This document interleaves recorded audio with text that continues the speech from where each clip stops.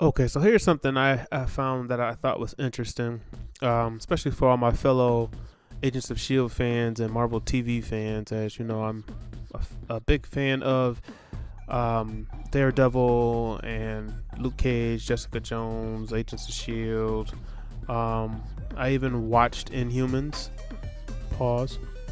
And I also watched Iron Fist season 1. Pause again. Season 2 not as bad. Definitely okay with that. Watched Cloak and Dagger.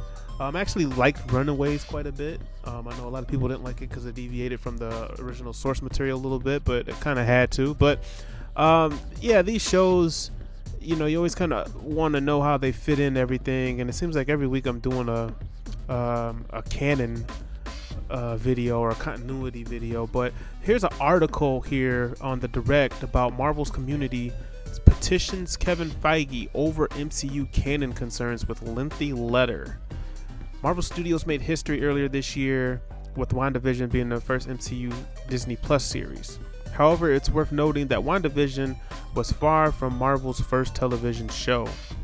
And they're going to give a history on this here. Beginning in 2013, Marvel Television created a number of Marvel TV series such as Marvel's Agents of S.H.I.E.L.D., Agent Carter, Daredevil, Inhumans, Jessica Jones, and more.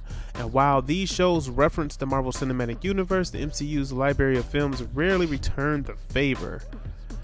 Through the years, fans have debated as well as speculated who and what from the show is considered canon and whether anything actually is. With the division of Marvel Television in the studio rearview mirror, coupled with the 4 MCU series streaming on Disney Plus, with more on the way, fans of Marvel's first batch of television shows are now making their case to Marvel's Kevin Feige on the subject of canon. So here's what they did. Members of the Marvel community, and particularly MCU Wiki's BEJT, I'm not sure what that is, compiled a letter and a list of signatures appealing to Marvel Studios' Kevin Feige to make the Marvel television shows canon within the MCU. The letter author shared that while the praises of Marvel Studios are always heard, Marvel television fans are being unheard. They then provided the letter intentions as it relates to the status of various Marvel television shows, which included to passionately plead that whatever happens, Marvel television MCU shows remain canonical to the MCU, and to present why the canon of the shows matters greatly to myself and other fans. In this portion of the letter, the author referenced issues in regards to the continuity between the shows and MCU films, including the differences in the Darkhold as most recently seen in WandaVision as one of the several examples. I really would like to see this letter they wrote to him. They also noted that they intended to present a few ways that the shows enriched the MCU and to show what it would mean to fans to receive acknowledge of the shows by Marvel Studios. The shows in which the letter's author and those excuse me those who signed in support are concerned with are as follows: Marvel's Agents of S.H.I.E.L.D., Marvel's Agent Carter, Marvel's Daredevil, Marvel's Jessica Jones, Marvel's Luke Cage, Marvel's Iron Fist, Marvel's Defenders, Marvel's Inhumans, Marvel's The Punisher, Marvel's Runaways, Marvel's Cloak and Dagger, and Hellstrom. I think that was all of the shows they did. And it has an example here of the continuity. However, the idea of being an extricable part of the MCU does not apply to Marvel's Iron Fist. Oh, so they left out Iron Fist. No, they didn't. I'm trying to read through this here. I'll try to put the picture of it up on the screen. They have a arrow pointing from A to B to represent everything. That's interesting. Marvel's Agents of S.H.I.E.L.D. and Marvel's Agent Carter in particular famously featured actors from the MCU films, including Clark Gregg's Phil Coulson, Samuel L. Jackson's Nick Fury, and Haley Atwell's Peggy Carter. Despite these connections and the links that the shows sought to establish between themselves and the films, the divide between the two mediums only appeared to grow over time. MCU director James Gunn has stated that there was never any coordination between the earlier TV stuff and the cinematic side of Marvel. By Agents of S.H.I.E.L.D.'s 5th season, it was established the series existed in an alternate timeline. This is largely why Marvel Television canonical status canonical status has been brought into question, and as the letter explained, contributed to the show's becoming the subject of ridicule. Quote, they may be valid in their own right, but when stripped of a status they had, they become rejects, made unfortunately to look pathetic and be the subject of ridicule. They already are to many MCU fans due to the perception of this already being the case. They had a place at the table and then they were kicked off of it. End quote. Along these lines, the letter further touched on why it matters to fans that Marvel Television remains canon, making the case that the MCU is in these shows' DNA, and to strip away their MCU-ness is to strip them of their very DNA. In addition, the letter explained that revisiting these shows down the line, knowing that they are no longer part of the MCU, would mean that their various intentional connection to Marvel's extensive film library would be associated with a mistake and now meaningless. The letter provided additional thoughts and arguments on the subject and concluded with a list of signatures and registered MCU wiki users who supported the appeal. Marvel canon in the eye of the beholder. And this is something we get into a lot on my show and on my channel. We've had many discussions about this, so check this out, guys. Even though the Marvel television shows sought to connect to the MCU, the fact is that Marvel Television and Marvel Studios mostly worked independently of one another throughout Marvel Television's run. This reality, coupled with the fact that interconnected storytelling and continuity is part of Marvel's brand, understandably led to fans' confusion and frustration and the question of canon. This letter from Marvel community is appropriately addressed to Kevin Feige, since he, as the studio's own He Who Remains, is the individual who determines what belongs in the sacred MCU timeline and what gets pruned. Although it's worth noting that he might have already given the answer and a solution, the multiverse. Marvel's Loki and What If on Disney Plus have established the existence of multiple timelines and variants of MCU characters. And if rumors actors from Marvel's Daredevil appearing in Hawkeye on Disney Plus and in Spider-Man No Way Home are true, Marvel Television may be on the verge of validation.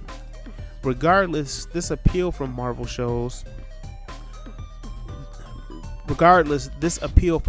fans shows that there is strong support for the characters and stories of Marvel Television.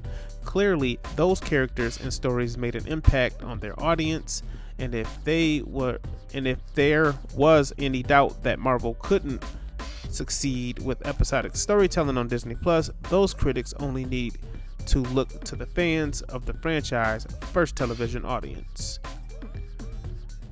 And there's a couple things in this article that I think they're spot on with.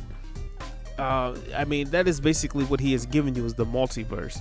That's the perfect Kevin Feige way to kind of squirm out of this and let you guys know that it is canon, but it's not canon. And I think that's gonna be proven when we do finally get to see Daredevil and Vincent D'Onofrio's Kingpin, in the upcoming Hawkeye series and Echo series and She-Hulk series. I think that if those versions of the characters are even somewhat, not even like, if they're basically the same from the Netflix shows, then you could say yes. I think that'll give us the answer that those particular shows are canon.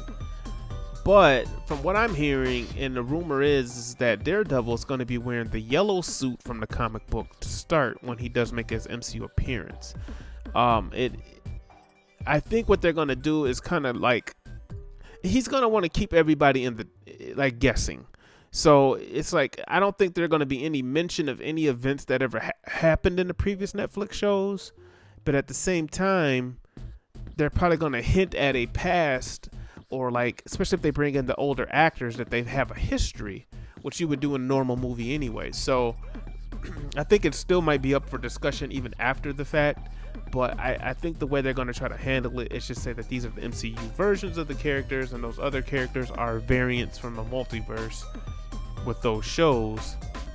Especially seeming that, it's like, why would Marvel make any of these shows canon, especially the Netflix shows, when you can't go on Disney Plus and watch these shows? So it's like, from a business standpoint, you have to look at it like that as well. Like, they're not going to go make these shows canon for you to go out and subscribe to Netflix to now catch up on all the shows and watch them.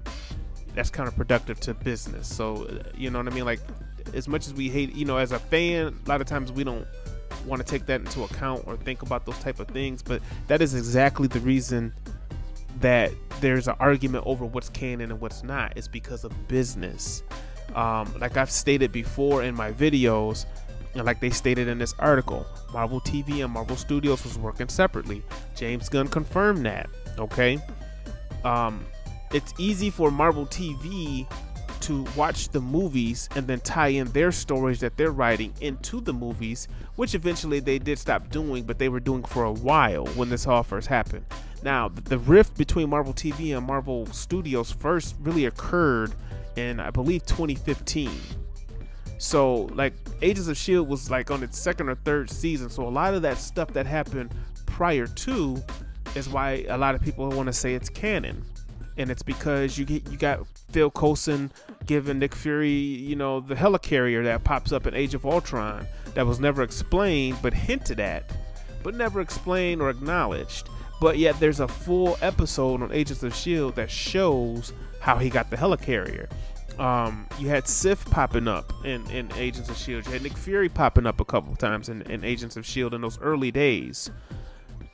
Once that was kind of established that there was a rift, Marvel TV had to kind of go forward with their shows with just the references and not so much being able to tie in storyline wise. And that's the reason why every other show that followed did not really have in the story tie-in, because at that point there was already a rift. Agent Carter and Agents of S.H.I.E.L.D. were the only two things that kind of got in on that, and everybody knows that with Agent Carter, that was produced by Marvel Studios, or it was produced by Marvel. It didn't say Marvel Studios because they weren't two separate things at the time, but it was produced by Kevin Feige, Louis Esposito, and Marvel Studios producers were in on that, as well as Jeff Loeb and the Marvel TV side, because it was on ABC. So there's a lot of red tape in all of this. And I just want everybody to understand that, what happened, and a lot of people say it's between Jeff Loeb and Feige, but it was really between Perlmutter and Feige, and Perlmutter was Jeff Loeb's boss. So there's going to be a lot of going back and forth on that, but you have to put yourself in Feige's shoes.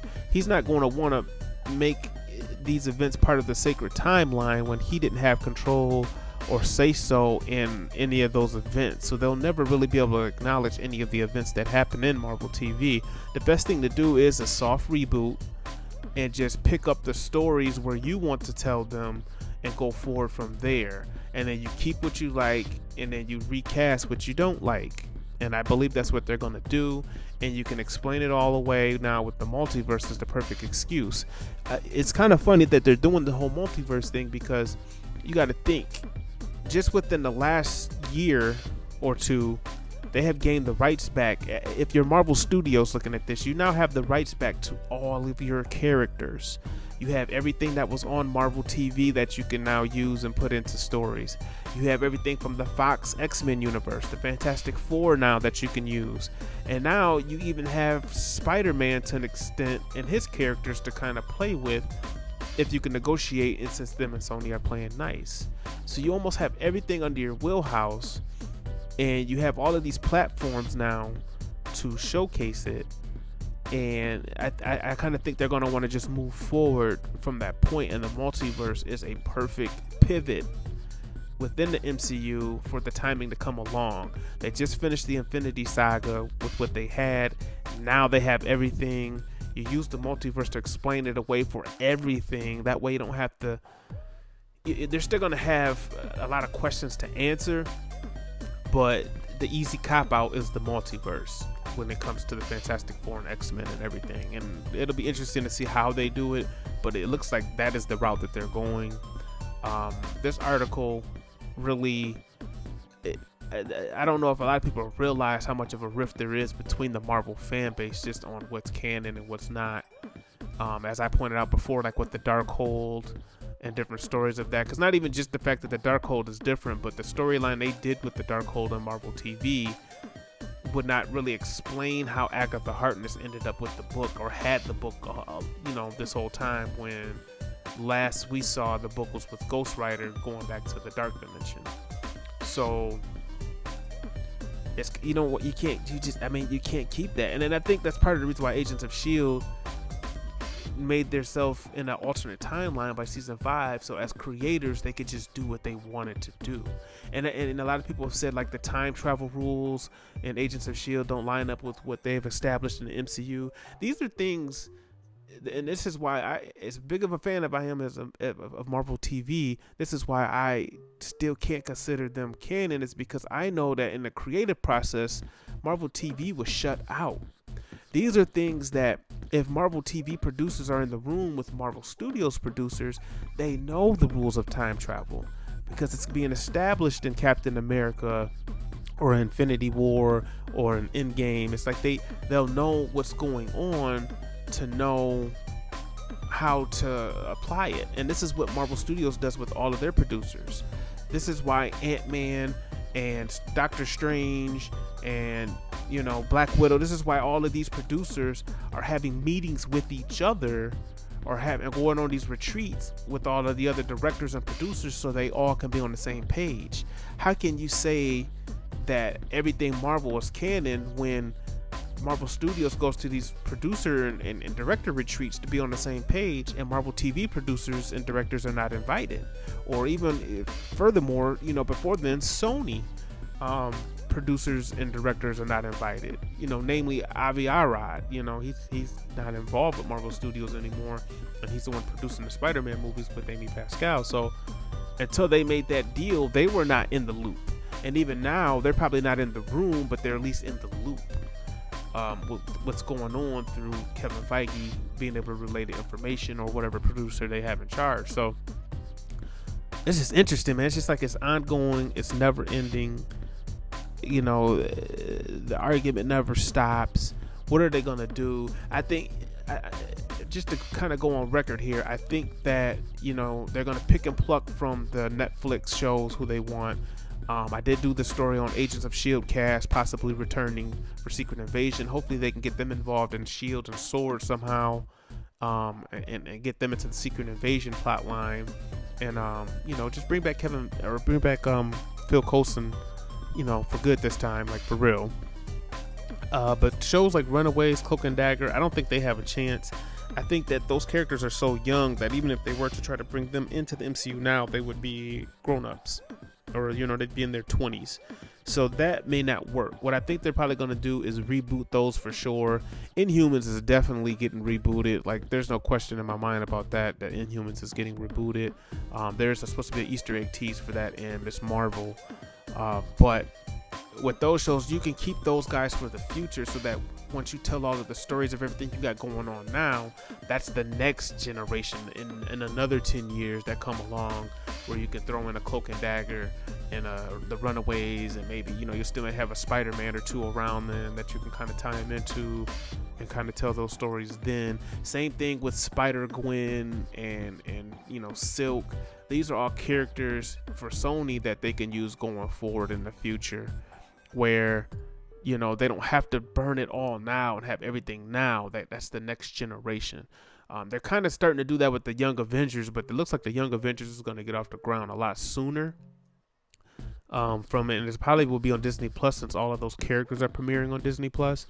But yeah, I think that kind of, man, I can't wait for Spider-Man No Way Home just to see. And I have a feeling that his part in Spider-Man No Way Home for Charlie Cox Daredevil is going to be so short, it's not going to really explain it. But it's at least going to be introduced. It's going to pick up this Echo series that they keep talking about that's supposedly in production. it's going to be really major, because I think that's where you're going to get the meat and potatoes of the Daredevil Kingpin storyline and where they are at now. If that is kind of picking up from season 3 of Daredevil, or if that's just going on to something different. So wow, that's where we're at right now, Marvel fans. I always say, let me know down in the comment section how you feel. I know how most of you feel, as far as it being canon or not. And I know, if they disprove it, will you be upset? Were you able to sign this petition? And also, if I can find a way to find this petition, I'll make another video and post it so that we can actually see it word for word, because I truly doubt Kevin Feige is the kind of person, he keeps his ear to the street personally, so I know that he probably saw it and read it, but I'm sure he probably had a producer or another producer or whatnot that's probably reading it, and they're flattered, but they're going to try to come up with a way to appease everybody, because there is red tape. They can't just do what the fans want them to do, because fans don't think or understand the business of Hollywood or their situation that they're in. So, but that's my 2 cents on it, man. I just wanted to post this video, found that article. So let me know down in the comment section, how you guys feel about all of this. What's your favorite Marvel TV character that you want to see come to the MCU? That's what I kind of really want to know, because there's so much Marvel TV out there. So who do you want to see come to the MCU, and who would you be okay with them rebooting? Let me know in the comment section. Make sure to like, share, and subscribe. I'm out.